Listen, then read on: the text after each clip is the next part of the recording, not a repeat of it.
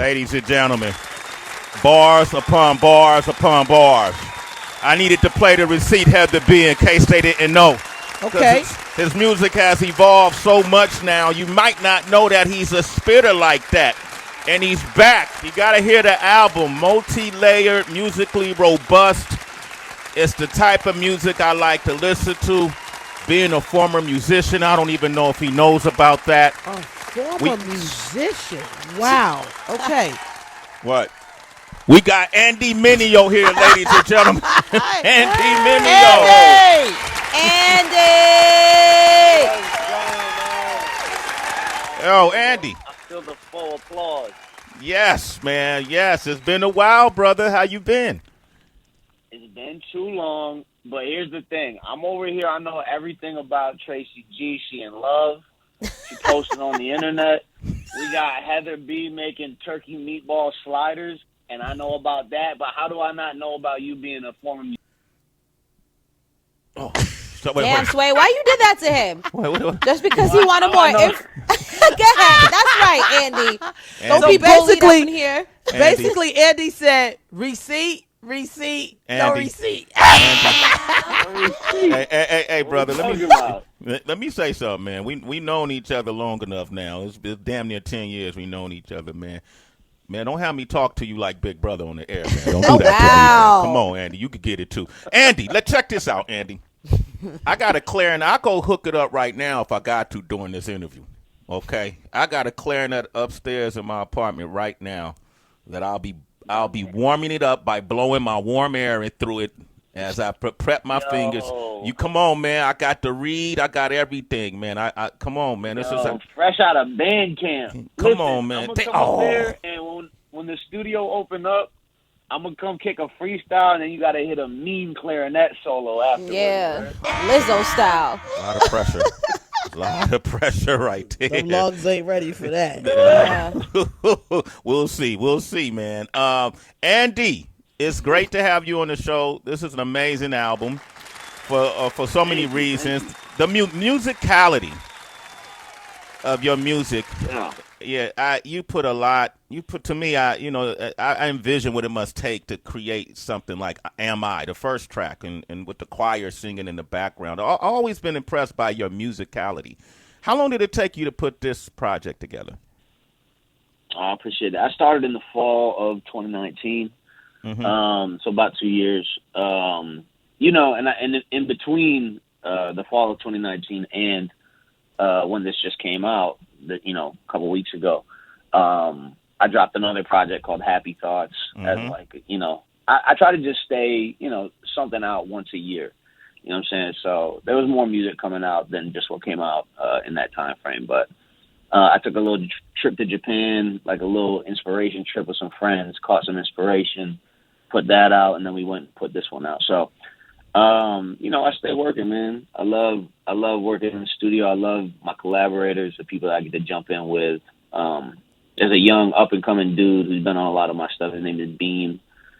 He did the introduction for that album, Beam and Gabriel and Alias, some of those guys. So I like to stay around cats that got just, like, dope taste. And, I always gravitate towards the musicality.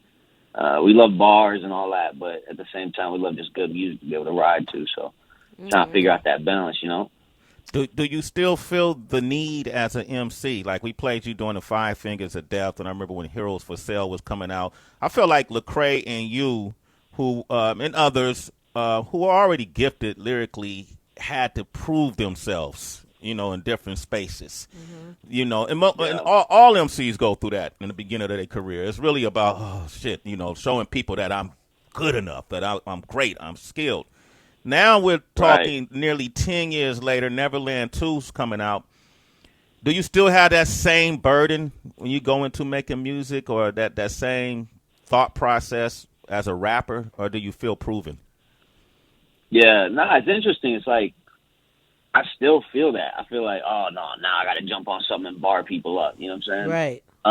But at the same time, it's like, yo, we did this. You know what I'm saying? We did this. We showed this. But, that's why I was thinking recently, man. I was like, I think I need to just drop a mixtape called The Reminder or something. Just be like, just pop out, bar people up, give them, just remind you real quick. So before we jump into these jams, you know what I'm saying? We got to do that. So it's always a tension. I think some of the best artists feel that, the same thing. Like even J. Cole's talking about just like, yeah, I've done these songs and, I got a huge following, but I still want to jump out and bar people up. And, I just want to remind people like, yo, I can still do this. Especially when you're a MC, you have skills for real. You can pop out and do that. So I try to, make sure that the writing is tight in every record I get on. You know what I'm saying? You're always going to catch bars. You're always going to catch things. But sometimes I get the itch, man. Yeah, come on, man. Sometimes I got to pop back up there. Come on, man. You're going to have to come back up. Andy Mineo here, HB. Yeah, no, I love it. Andy, it's funny because I listen to just so much music in my house. And it's funny you mentioned my kitchen when I'm cooking and I'm doing my thing. And I literally thought about you the other day. And just for exactly what you said, because you popped up on my Pandora list playing. And I was like, I wonder if Andy Mineo, no BS, like would do a verses, or could y'all expand it to that? Because I know we've been, showcasing our legends, and we have female artists and R&B artists. And do you feel like you would have to fight for that, like you or Lecrae, maybe a Derek Minor or a Cape? Like, would y'all have to fight for something like that, or you feel left out of it completely? Yeah, none of us are in a major label system, right? So a lot of the records that we have might be massive to our fan base, but to the rest of the world, a lot of people haven't experienced those things. So I think some of the closest we've experienced has just been last year, my record coming in hot, just went crazy on the internet and everyone was posting it. So I think people are more familiar with that, but outside of that, I think it's just harder for the general public to get involved because, again, we don't have radio play. It's just more of a niche experience with our music right now at the moment. And that's what we're working on expanding. I think Lecrae, might have some success in that as well, just seeing that he got some radio stuff when he went to Columbia. And so there's some familiarity with those records. But we get asked all the time amongst our fans, like, yo, come do this, let's do a versus. But, I think it's a difficult one to expand outside of our niche at the moment. You know what I mean? No, that's fair enough. Andy Mineo's here, man. Well, Andy, where you at? What part of the city you in? Are you in New York? My brother, I am in the West Coast. I got a show in Bakersfield, California tonight. I got LA on Thursday, and I got San Francisco coming up. So I was just at the Lakers game last night. What an amazing game. 8 o'clock, and the crust is not out my eyes. Yeah, man. hey, that guy was hanging out with winners, man. The Warriors. Shout out to the Warriors. I know you're a big fan, Andy. I know you're a big fan. Yeah, man. Yeah. Shout out to Steph. He got me some tickets last minute to pop in there. Steph Curry got you tickets to the Warriors game? He did. We were texting. I'm like, yo, I'm in the city. He's like, pop over. And I was like a block away from the Staples Center of my tour bus. So he just popped in there and had a good time, man. Yeah, try to top that, Sway. I was going to, hey, can you hit Steph and ask him? I'm not sure if I got the right number. Tell him shoot me. Yo, text me his number, Andy. I'm not sure if I got the right one. I want to. Fall back, Andy. I got all two things for you. Put Andy on the spot. Yeah. For real. Text him now, Andy. No. Andy, I'm so happy. Oh, go ahead. No, he said text him now. I'm hanging up. What were you going to say? Oh, okay. I'm thinking, well, first of all, Andy, I'm so happy that we get to speak to you. It's been a while, my guy. But the same way that you've been following us on social, it's been the same way for me and you, as well as looking at Lecrae and coming in hot. You touched on it. Wow. First of all, just shout out to you guys because the longevity, the run of that song. Yeah. Oh my gosh, the way it took over TikTok, Reels, and you guys capitalized. You made sure this wasn't going to be a bull like out of control, that you were able to tame it and make sure that you reap the full benefits of the song. So I loved it. I got my shirt, everything. So one is I'm wondering, how much do you actually really care about mainstream success? Because we know with all different types of success, there is a fine print. And like, to me, I don't necessarily look at folks who have full control over a niche and then to think to myself, dang, but I wish that they were, standing side by side with Drake. Because I look at you guys and I'm like, I'm happy that they have this success of a core audience, but I also feel like this means they'll have their sanity along with it. Yeah. Yeah, someone asked me one time, they were like, how do you deal with success or whatever? And listen, I've had success in a slow ride, It's been a slow ride vertically. It wasn't like overnight something happened and all of a sudden I got to have security guards, you know what I'm saying? Mm-hmm. So it definitely helps you keep your sanity, keep a normal life, not have to walk around with bodyguards or whatever. So I love that. I'm on a tour bus right now about to play, shows all through California. We just finished up Texas and be able to do what I love for a living. At the same time, I'd be lying if I said I was content. There's this new song on the album called Trying, and the opening lines are, I'm trying to be content, ain't trying to be complacent, trying to stay grounded while I'm trying to break it, trying to stay motivated, my motor's waning, I got invitation into the game, don't want to overstay it. So it's like that. I want to be content, but I don't want to be complacent. I would love to expand the audience that we have and continue for people to find out about our music and my art. But at the same time, I'm super grateful and appreciative for what we got to be able to do what we love for real at a high level. Yeah. So it just feels good. Sometimes I'll be out, or I was at the game last night and you'll hear Coming in Hot played over the speakers and you're like, wow, you see people stand up dancing, or at the Dodgers game, my boy sent me a video. Dodgers versus Atlanta, Albert Pujols walking out to I Ain't Done, another one of my records. It feels good when you see people respond to the music and people who might not even know who you are just, singing out your lyrics. Mm-hmm. That's Right. the type of stuff that's like, we would love to get more of that. You know what I'm saying? That makes a lot of sense. Yeah, it's just different when you out and about and your song come on and people singing it and then you're like, wow. Yeah, that makes a lot of sense. That's a great feeling, So another I'm trying song to figure it out. Another song that I really love from this album, Nobody's Coming.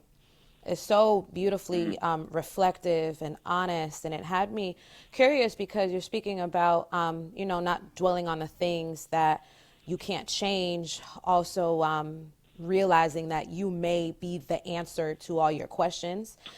But there's also, for me, like, it feels like this lingering, the question I had when I was listening to us, what is lingering on your mind? Like, in terms of like anxiety, Sway started off when he introed you, just speaking a lot of times when artists who do have a strong faith, folks may forget that still means you have challenges just like the everyday human. And so I was hoping you would share some of the things that are on your mind that you pray for. Yeah. On that record, I said, I might just have to be what I never had for me. And, it's just getting to that point in my life where I'm thinking about becoming a father. Not, this isn't like an announcement or nothing, but me and my lady are like, yo, maybe we should start having kids and start thinking about what is it like if I bring somebody in this world and what's the responsibilities and the things I got to do as a man to make sure that I bring someone here and raise them right. Or you just, the longer you live, the more you experience, right? The betrayal, heartbreak, people dying, people that you love. And so we all start to get hit a little bit harder with the reality of life. And how do you not become cynical when those things happen? How do you not walk through life with a chip on your shoulder and try to figure out how to make the best of this? Those are the things that I've been experiencing, which is what Neverland 2 is about. It's about this return to, in Neverland, you never grow up. And it's that return to, like, how do we have that childlike faith, love, hope, belief that anything is possible the older that we get. Mm-hmm. And the things that I've been praying for is like, all right, well, what that lyric says in the song, if nothing changes before I'm gone, I got no one else I could blame it on. If we're waiting for other people to come and change this place and make it better, then we're playing ourselves. We have to be the people that are going to make the change to make this world better and to make the things that we want to see happen. I said in the opening lyrics of that song, I've been waiting for the day when my father come around, waiting for the day we paint the town, but then it all hit me last night. Nobody's coming. There's a sadness and a reality to the fact that we might be waiting for something to happen that might never happen. but that just should give us the energy to make it happen ourselves. You know what I mean? Yes. So, yeah.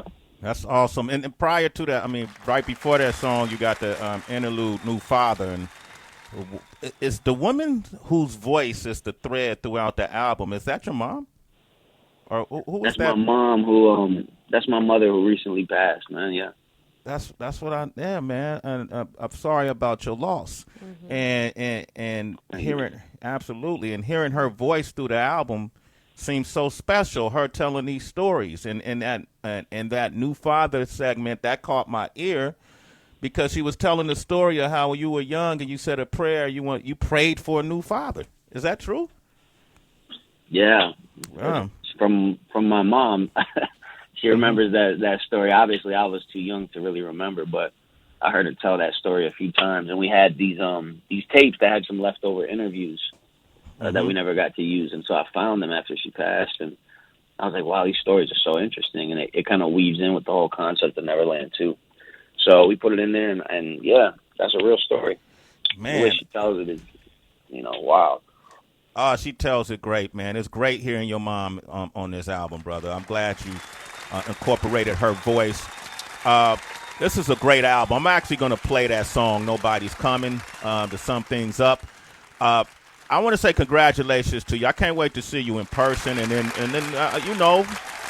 if you really want to get these lyrics off, we got the perfect platform to make that. Yeah, okay, we're gonna make that happen. Are you still a pastor? No, I've never been a pastor. Okay, all right, never been a pastor. Okay, all right. Maybe I read that wrong. Maybe that's your Maybe that's your future. Andy, great project. Congratulations. I want to encourage folks to go get it. Neverland 2. Man, I can't wait to see you, man. I'm gonna play this song. Nobody's coming. Absolutely, yes, can't wait. Same here. Hey, man, don't I still got a gift you got me? Oh my God! Yeah, I had an Uptown like years ago. I was holding on to that thing, trying to get it to you. And we missed each other a bunch of times, but don't worry, we'll hook it up. I'll come up there when they open up their studios, put down some bars, and go nuts. All right. Hey, man, love you, Andy. Andy Mineo, ladies and gentlemen. This is the song, powerful song, Nobody's Coming. Enjoy it, Andy. We'll talk to you soon, brother. All right, my man. Much love. Much love to you, too, man.